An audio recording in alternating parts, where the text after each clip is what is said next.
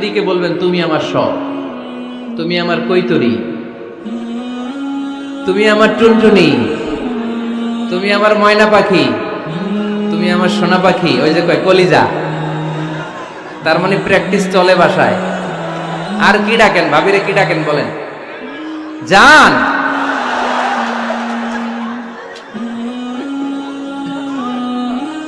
জান ডাকেন।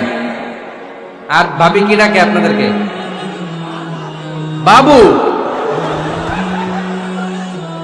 কি ডাকে? বাবু ডাকে। আর কি ডাকে? হ্যাঁ, বেবি। পোলাপান কত দুষ্ট দেখছেন, বেবি ডাকে নাকি?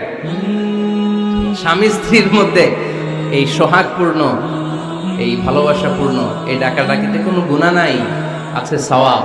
এগুলো দাম্পত্য জীবনকে সুখময় করে, ঠিক কিনা?